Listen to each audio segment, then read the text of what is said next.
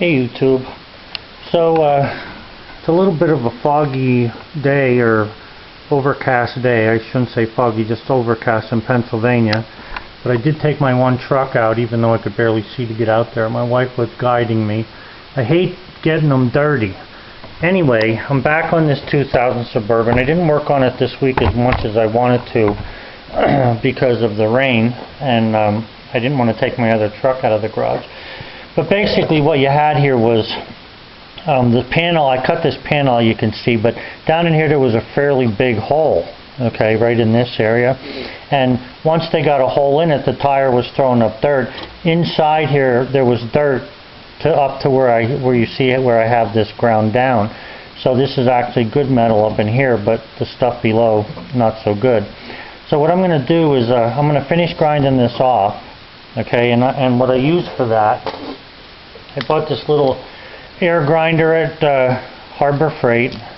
I got the little flap disc, and that flap disc worked pretty good on this stuff to get rid of the rust.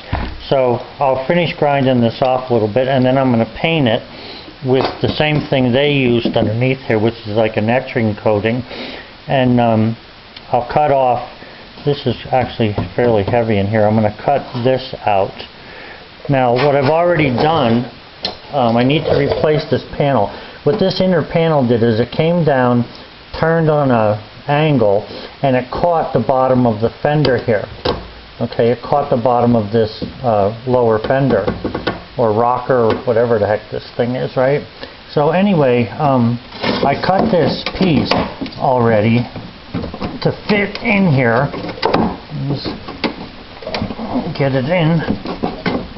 Oh, there we go. And it fits. You can see there's a black sight hole here, and there's one here, and that'll help me to, the way I have that cut, that's going to lay flat in there. Now what I'm after here is, keep in mind, I'm not after restoration. What I'm after is repair. If I was going to be restoring this, I would take the rest of this off, cut this open wide. I would put a lip in there. I would do all kinds of welding, fit this piece exactly so, put the holes in it the way they belong, and go from there. But this is not a restoration, it's a repair. You know, if you're the difference between a repair and a restoration, on something like this, you're probably looking at another $5,000 to $6,000 in work to do a restoration. So I'm not after restoration, so you know, this is why I'm doing it the way I am. So anyway, I'm going to fit that panel in there. I can either screw this in or I can weld it in. All right, it doesn't matter which I do. Because I'm going to be painting it though, and primering it, and I'm going to get it coating on it and get it in there so that I can fit this panel that I made over top of this. I'm not done fitting it. You can see it has some funny marks on it. I need to put it through the English wheel yet and shape it up a little bit better. But it will fill that in there and it'll take care of that. But I needed, the bottom of this has to be bolted or rested against something, or else it'll be flimsy. So that's why I'm putting this piece back in here. Okay? The original piece, like I say, came down. This piece here came down, angled in. So I need this angle in here, and underneath I have a nice, you can see it there, I have a nice piece to either bolt on or weld onto, or screw it in, whichever way I want to do. But for up here, because you're not going to see it, all I'm going to do is I'm going to paint this. I'm going to repaint the inside, get any rust off of there, repaint all of this stuff with etching primer. And I really like this stuff from Rust-Oleum, this self-etching primer. I think it's good stuff, and that's what I'm going to cover the inside of that with. So now that I have this panel cut to fit exactly, what I'm going to do is just take it back off, paint both sides of it, paint the inside of this thing so we can stymie the rust a little bit. I mean, it's going to rust again. There's no ifs, ands, or buts about it. There's too many places for water to get in here. But that's what I want to do, is get a place for my main panel. I want to get a place for this panel to tie in on the bottom there, so I have that strong lip going across there. So that's what I'm going to do with this. That's how I'm going to fix this. Again, I'm going to take the this rust out of here. There's no need to keep this rust in here.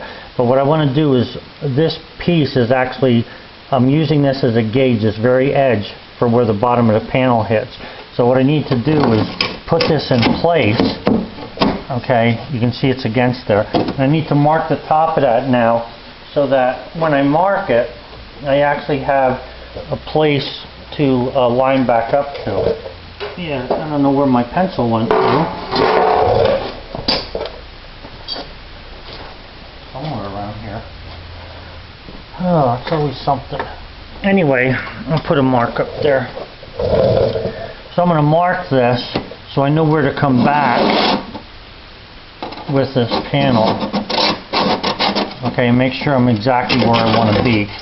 So that mark, I don't know if you can see it, but the mark that I have there will be what I come back after once I cut the bottom of this off, because I lose the spot that I need. Although the circle is a big help, cutting that circle out is a big help of showing me where this should go. Okay, but it's not perfect. Now it's better to have the line there, so I like that. So what I'm gonna do is I'm gonna paint this, cut this out first, put etching primer both sides of this. I'm going to clean this metal with alcohol, okay, denatured alcohol. You want to get the oil off of this or the paint's not going to stick properly. I have to flatten out the panel a little bit with a hammer. You can see where I cut it with a pair of tin snips just to get it to line up. And then I can go ahead and put this in there. And also, when you're doing this kind of work, now I have a big vacuum cleaner here. I'm not going to turn it on for the moment. But you've got to try to get the rest of this dirt out of the back here, or it's only going to start rusting sooner. If you can get that dirt out of there, get some etching primer on this, and even if you, it should be dry, so I might use a blow dryer that I have, or a heat gun that I have to dry this in here, and dry this along there so that when I spray it, I know that it's dry and the paint's not going to bubble up or capture moisture from that. And on a day like today, you know, you do get moisture going back in there. The reason I go through all that prep, it's not so much that it needs to have that, but what I don't want, this truck is white, so when I spray this, white is going to show any kind of streams of rust that come out of the car. And even though I can't stop all of them, like you can see in a little area like this where this is originally where the rust started. It starts with water coming in here because this is not sealed. And once you get the dirt in there, it's a problem. But the reason I'm doing this is I want it to last as long as I can with the minimal amount of work and the minimal amount of expense. So again, I'm going to grind the rest of the rust off, cut this rusty piece out of here, and then I'm going to go ahead and take this piece, put it back, put it in, let it stick underneath there where I need it, and then I'm going to go ahead and screw this into here. Okay, now I may tack it in a little bit, but I doubt it because I want to get the front panel on. It's not the back one I'm concerned about, it's the front panel, the panel that's going to be the finished panel. So guys, that's how I go about doing this. And the problem with rust repair is the deeper you dig, the more you find. So you don't want to dig too deep, you know what I'm saying, or else you're going to end up in trouble. So just a little bit better view of this is what that looks like inside there. So I don't know if you can see the dirt in there, probably not because of the shadow. But anyway, I've got, like I say, I've got the panel and stuff for it, so that's what I'm going to do next, and then I'll get back to you with after I'm done doing the interior here. Before I put this panel on the outside and cover it, I'll show you what it looks like when I'm finished with the inside. Okay? Alright guys, thanks a lot for watching. Have a good one. Bye.